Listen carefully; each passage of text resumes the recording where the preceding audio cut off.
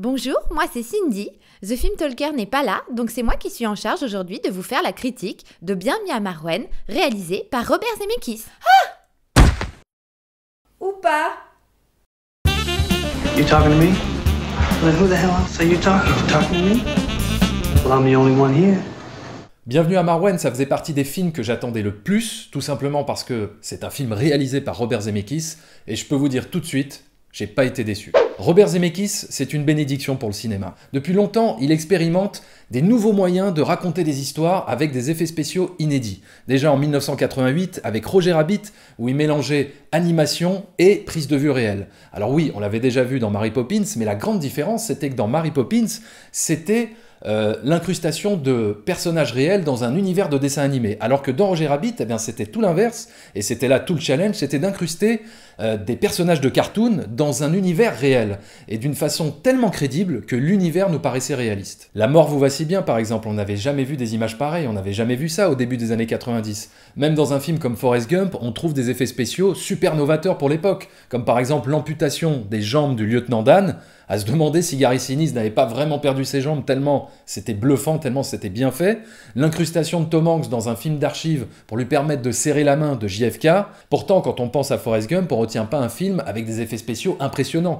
Et c'est normal, parce que justement, toutes ces innovations, tous ces effets spéciaux ne sont au service que d'une seule chose, l'histoire. Zemeckis, il cherche pas uniquement des nouvelles trouvailles d'effets spéciaux. Ce qu'il cherche avant tout, c'est de réinventer la mise en scène, d'inventer des nouvelles façons de raconter ses histoires. Et c'est seulement après qu'il s'intéresse aux effets spéciaux, pour trouver le meilleur moyen technique d'y parvenir. Ça a toujours été dans ce sens-là. Et il a beau proposer dans la plupart de ses films des effets spéciaux inédits, ce qui prime toujours, c'est le cœur émotionnel de son histoire.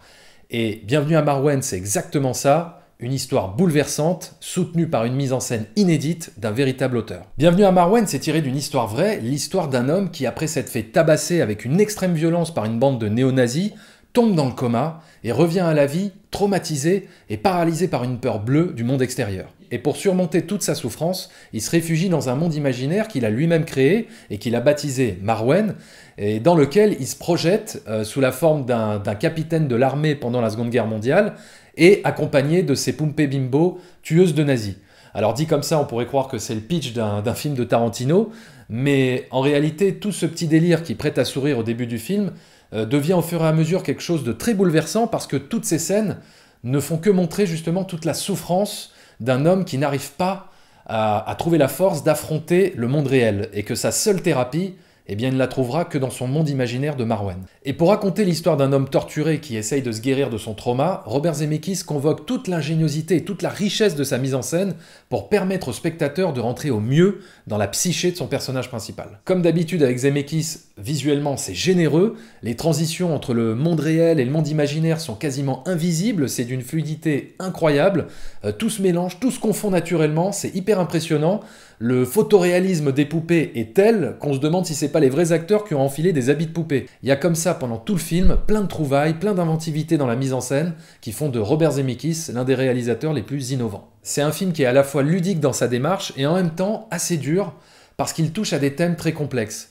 Les crises d'angoisse, la solitude, le repli sur soi, c'est pas forcément fun dans un film, mais Zemeckis s'empare de ce sujet et le traite avec beaucoup de nuances, avec beaucoup d'humanité, sans jamais tomber dans le pathos, comme il avait pu le faire avec son film Flight. Steve Carell est encore une fois excellent et on peut être que bouleversé par son jeu, ses regards fuyants, son manque de confiance en lui, sa souffrance intérieure quand il doit faire face au monde extérieur, ces moments où il est tétanisé, où il est presque paralysé, il est toujours convaincant. C'est un film qui m'a particulièrement touché parce que l'un des thèmes principaux a vraiment résonné en moi. Le fait de trouver refuge dans un monde imaginaire pour fuir la dure réalité, c'est des fois un peu ce que je recherche. Quand on est passionné de cinéma comme moi, on peut que comprendre ce sentiment.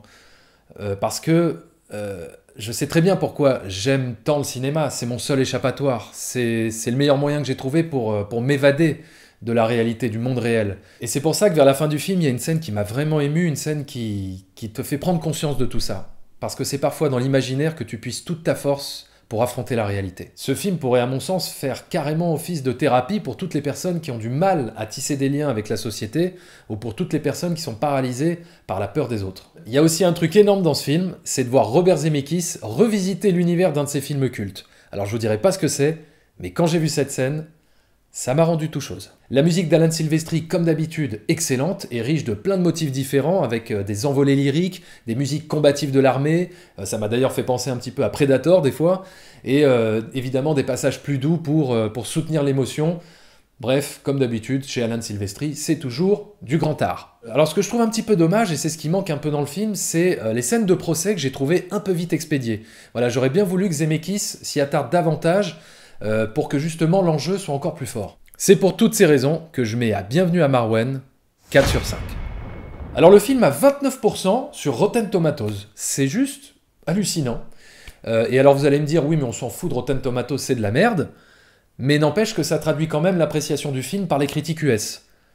Et quand je vois que le film a un score encore plus bas que certains films de super-héros tout pétés, je me dis que c'est quand même un peu triste pour Zemeckis. Voilà, n'hésitez pas à me dire ce que vous avez pensé du film dans les commentaires, et tiens, profitons-en, dites-moi quel est pour vous le meilleur film de Robert Zemeckis. On en débat, on en discute, et évidemment je vous encourage vivement à aller découvrir Bienvenue à Marwen.